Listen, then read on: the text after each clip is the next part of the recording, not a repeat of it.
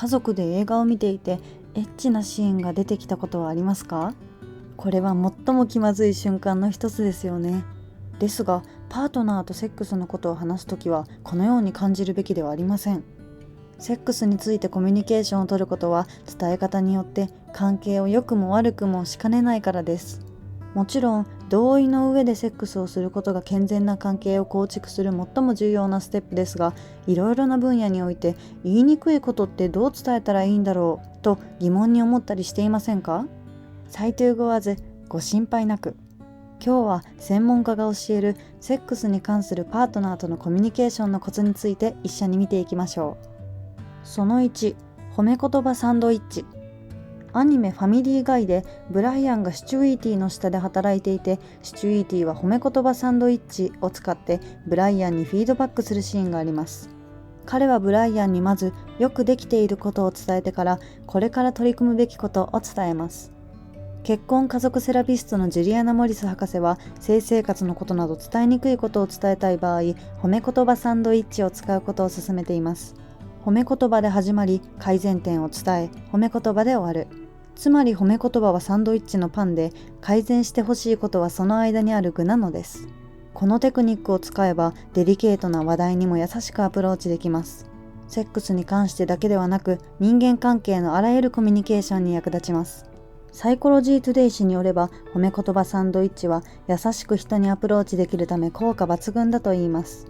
厳しい批判だけだと相手を身構えさせてしまうので、相手は弱気になり、あなたの話に真摯に耳を傾けなくなってしまいます。しかしポジティブな話題から会話を始めれば、壁を作ることなくコミュニケーションを取ることができます。その2、計画的に。タイミングを間違えると、セックスの話題は気まずくなることがあります。場の空気を読み、いつその会話を始めるべきか見極めることが鍵になります。では、その適切なタイミングを見極めるにはどうしたらいいのでしょうか。ヒューマンセクシュアリティの博士号を持ち、ポッドキャストセックスウィズエミリーのホストを務めるエミリー・モース博士は、最中はセックスの話をしない方がいいと説明しています。刺激的な時間の最中に批評を望む人は誰一人いません。もしパートナーに話したいことがあるなら、ニュートラルな時間と場所を選ぶのがベストです。一緒にソファーでくつろいでいる時やテレビを見た後にです。想像してみてください。仕事で上司からお小言を言われ、その上会議続きだった一日が終わって家に帰ってきた時に、パートナーからセックスに対する不満を持ちかけられたら嬉しいでしょうか。そうではないですよね。セックスセラピストのナン・ワイズ博士は、パートナーといつ話し合うかあらかじめ計画することを勧めています。普段話しにくい対処すべきことがあれば、話す日時をパートナーと決めておくのです。その時になって、いざどちらかがストレスを感じていたり、話す気になれなかったりした場合は、別の日に話す計画を立てればいいのです。計画を立てることで、2人が会話のために準備を整えることができるのです。壁ができてしまうような卑劣な攻撃は防がれるでしょう。その3、聞き上手になる。話し続けたり怒鳴ったりして、あなたの言い分を聞こうとしない教師や大人に叱られた経験はありますか？パートナーとデリケートな話をするときは、そのような人にならないようにしましょ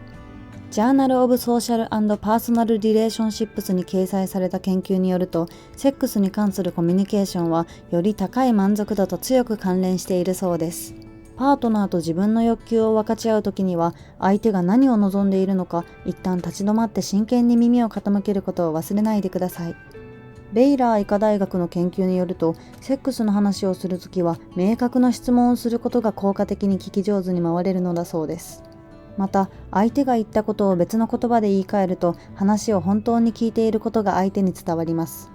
こうすることで誤解を生みにくくもなります。例えば、相手が何かを話してくれたときにこう伝えます。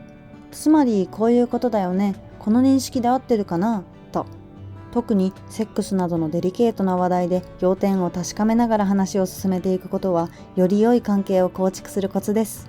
パートナーとデリケートなことについてどのようにコミュニケーションを取るにしても、お互いを尊重し合い、合意の上で成り立つものでなければなりません。